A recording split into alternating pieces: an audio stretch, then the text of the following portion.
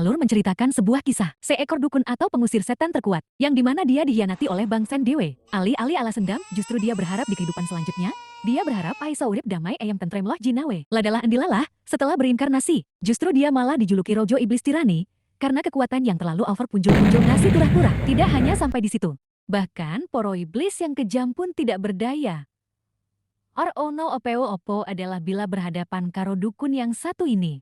Sebelum berinkarnasi dari Rojo Iblis, kita sebut saja Paijo. Paijo dikenal sebagai pengusir setan bin Dedemit bin Iblis, terkuat dalam sejarah. Meski Paijo bekerja keras melindungi Kekaisaran Sakuat Tenogoy, nyaten Or disambut apik-apik karo poro pihak kerajaan, termasuk poro menteri sak bolo-bolonya. Semua itu dikarenakan kekuatannya, yang terlalu overpower punjul turah-turah, justru malah dianggap sebuah ancaman, dan terlalu mengerikan oleh pihak kerajaan. Sadar kalau cara biasa Or mempan sama si Paijo, poro sesepuh mulai mengutus murid-murid sing dadi andalan, guna menyingkirkannya. Walaupun Paijo dapat mengalahkan dengan mudah, tapi Paijo yang terlanjur baik, jelas Ortego or mentolo. Kemudian Paijo merapal mantra reinkarnasi, dan berharap di kehidupan selanjutnya bisa lebih damai. Ayam tentram, Tirto Raharjo Gemah Ripah Loh Jinawe.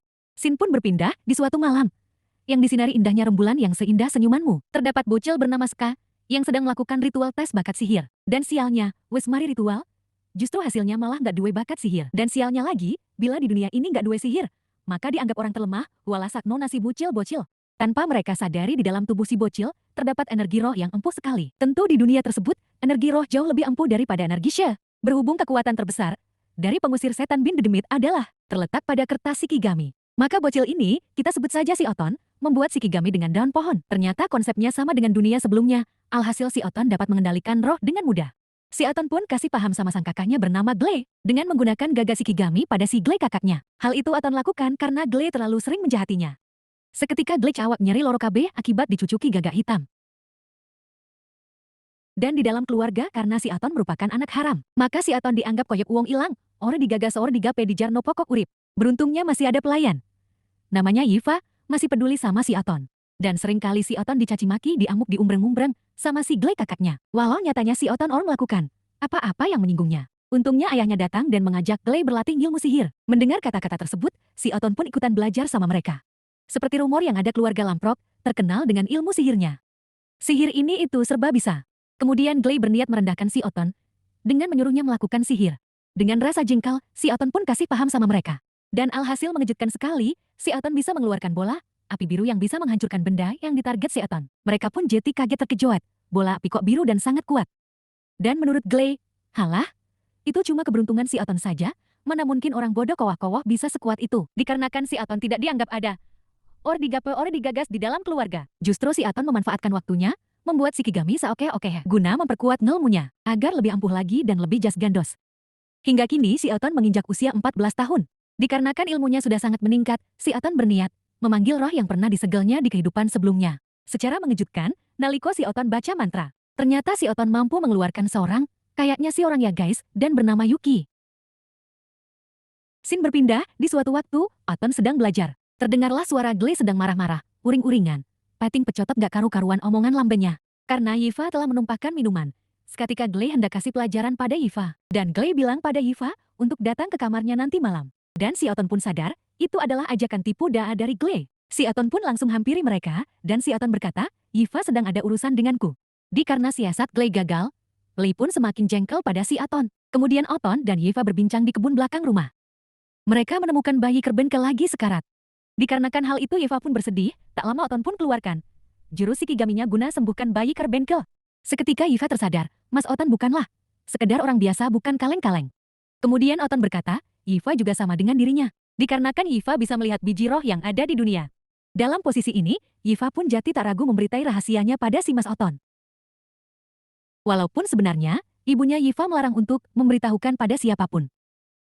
Namun hati Yifa mengetahui bahwa Mas Oton bisa dipercaya, dan Yifa pun mulai bercerita tentang bakatnya. Kemudian pada kesempatan selanjutnya, Mas Oton pun berencana melatih Dede Yifa.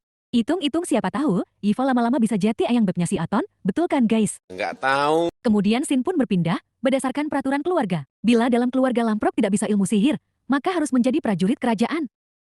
Mengetahui hal itu Glay berencana melukai si Oton, dengan alasan melatihnya ilmu pedang. Akan tetapi tiba-tiba, poro pelayan berdatangan, memberitahukan tiba-tiba ada monster datang. Monster yang gede banget datang sedang menuju kediaman mereka. Seketika Glay pun lari ketakutan, Walah gelayai gle, tiba-tiba gaya mutak sok kuat.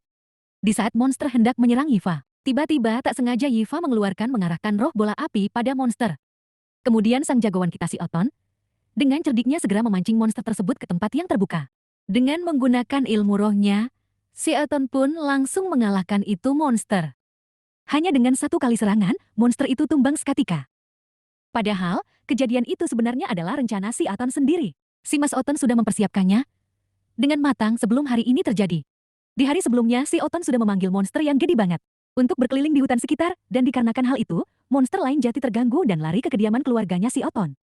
Sebenarnya Oton melakukan ini agar dirinya diizinkan belajar sihir di akademi. Kemudian siang pun berganti malam. Clay pun kembali marah-marah uring-uringan, omong sakarepi Dewi Sakpenak Dewe, karena mengetahui fakta si Oton sangatlah kuat. Memanfaatkan momen tersebut, si Oton bilang pada ayahnya kalau ingin sekolah akademi sihir. Sekalian dengan mengajak Yifa agar bisa belajar bersama. Mereka mengira Yifa tidak bisa ilmu sihir, namun Oton memaksanya untuk menunjukkannya. Kemudian Yifa pun menunjukkannya pada mereka, yang suka menganggap remeh orang lain. Dan alhasil mulailah Yifa baca mantra. Mengetahui si Oton dan Yifa memiliki bakat luar biasa, si Gley pun semakin semosi uring-uringan, ngamuk-ngamuk, ngomal-ngomal, dan lain-lain. Tak sadar akan kemampuannya, Gley lagi-lagi menantang si Oton. Jika kalah maka Oton harus keluar dari keluarga Lamprok. Oton pun menyetujuinya, dan duel akan dilangsungkan esok hari. Belum juga esok hari, si Gley sudah kebakaran jenggot. Padahal dia mah tak punya jenggot. Langsung saat itu juga Gley menantang jagoan kita si Oton, ayo seki nenek wani rausah ngentani sesok. Gley pun langsung bergejolak ingin memusnahkan menghancurkan si Oton. Ajur sak walang-walang, Gley pun langsung baca mantra. Akan tetapi lagi-lagi serangan dari Gley tak berdampak apapun pada si Oton.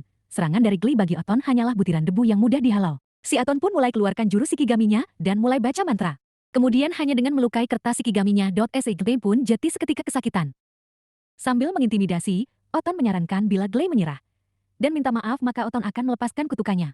Dan Gley yang sudah tidak mampu menahan rasa sakitnya, langsung gak koken omon seketika mengiyakannya. Esoknya ayahnya mendapat info sebuah alasan kalau Gley mengundurkan diri dari perduelan melawan Oton. Seketika ayahnya bertambah yakin sekali seyakin-yakinnya kalau si Oton bukanlah anak sembarangan. Dan Sin pun berpindah, ternyata si Oton bukanlah anak dari ayahnya guys, dan ternyata anak dari adiknya si ayah. Yang hingga saat ini, kita sebut saja si Ompong, tidak diketahui keberadaannya masih hidup atau wismaut. Yang diketahui hanyalah kalau si Ompong menghilang di wilayah iblis bin Dedemit. Hingga sang ayah berasumsi kemungkinan si Ompong beristrikan dari ras iblis laknat. Kemudian hari berganti esok, karena Gley mengundurkan diri duet maut, maka sesuai kesepakatan si Oton dan Yifa, diizinkan berangkat ke Akademi Sihir. Sebelum berangkat, Love sebagai kakak tertua, meminta maaf pada mereka atas sikapnya selama ini. Dan mereka pun berangkat, di sini diperlihatkan, walau si Oton adalah orang yang overpower, namun dia ternyata bisa juga mabuk darat guys. Walah Ton Oton kok ndeso tenan awakmu. Hingga akhirnya mereka sampai juga di kota. Dan berencana cari kos-kosan terlebih dahulu. Kemudian dilalah Yifa ngomong, dia tidak keberatan satu kamar sama si Oton. Itu dikarenakan Yifa sadar, dia memang harus siaga kepada tuannya.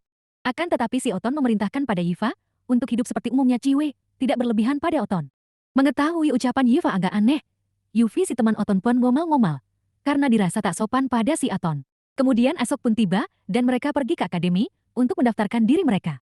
Nampak di sini Yifa sedang dites dengan bola sihir, dan ternyata, Yifa memiliki bakat sihir api dan angin gaais. Tibalah giliran si Oton dites bakatnya, dan hasilnya, adalah si Oton memang gak punya bakat sihir, hualah Ton Oton. Hingga akibatnya si Oton jati dikata-katain oleh mereka. Yang tololah, yang begolah, yang dedelah, cupulah dan lain-lain. Karena ucapan mereka terdengar oleh Yifa, Yifa pun naik darah ingin segera memusnahkan mereka. Beruntungnya tiba-tiba ada siswi Ciwi namanya Amyu, tiba-tiba datang ingin melakukan tes juga. Dan hasilnya bola sihir menyala sangat terang, menandakan kalau Amyu memiliki semua bakat elemen sihir. Si Oton tersadar ternyata si Amyu wajahnya sangat mirip dengan muridnya di kehidupan yang sebelumnya. Timbullah pertanyaan, apakah Amyu juga seorang reinkarnasi? Seperti Oton, kita nggak tahu ya guys. Kalau kita tahu pasti diberitai. Seperti pada umumnya sebelum masuk, akademi siswa dites melakukan sihir terlebih dahulu. Dan mengejutkan sekali, walau dites bola sihir Yifa memiliki sihir yang lemah, ternyata hasilnya dia bisa menggunakan sihir api dan angin dengan dampak yang sangat besar. Dan tergolong sihir tingkat menengah guys. Selanjutnya giliran si Oton, orang-orang pun jadi heran. Gak bisa sihir kok masuk akademi sihir, hualah Ton Oton. Namun ketika Oton mengeluarkan kemampuannya, semua jeti terkejut-kejut. Terkagum-kagum terlebih lagi Oton mampu mengeluarkan logam yang berkilauan bak permata. Dan sebagai penutupan Oton tunjukkan kemampuannya lagi. Dengan mengeluarkan air yang kemudian berubah menjadi es. Otomatis semua jati plonga-plongo. Tak mau kalah Amyu pun tunjukkan semua bakat elemennya. Hingga semua tergumun-gumun, plonga-plongo terwowow. Akhirnya esok hari pun tiba dan si Oton dan Yifa cek pengumuman. Yifa mengira dirinya tidak akan lolos. Ternyata malah ada di peringkat kedua dan peringkat satu diperoleh si Amyu. Dan walau si Oton adalah dukun terkuat, justru dia mendapat peringkat ketiga tepat di bawah Yifa. Kemudian di malam hari semua siswa yang lolos diundang ke upacara, guna penyambutan sebagai siswa baru. Dan Yifa merasa aneh melihat bijero kegelapan di sekitar taman. Kemudian mereka menginvestigasinya dan terkejut, mereka menemukan lingkaran sihir. Merasa ada yang gak beres, Oton pun memutuskan memasang Shikigaminya sebagai CCTV pengawasan. Sementara di upacara Amyulah yang memberikan sambutan, karena dia ada posisi pertama sebagai siswa paling berbakat.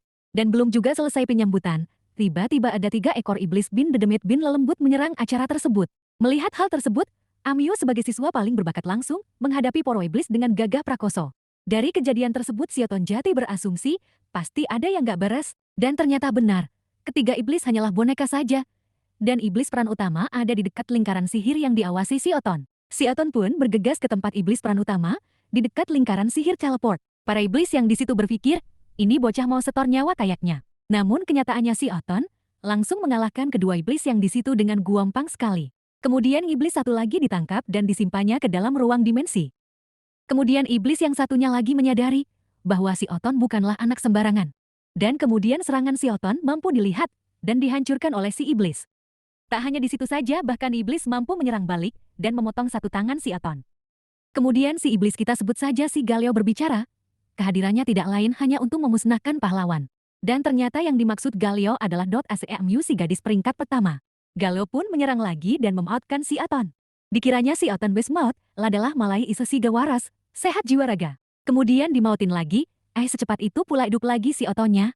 Alhasil, pertempuran pun menjadi semakin sengit, semakin seru, semakin brutal, semakin garang, dan lain-lain. Berhubung si Oton hidup mati terus. Si Galio pun jati stres dan mulai berencana mengeluarkan kekuatan yang sesungguhnya.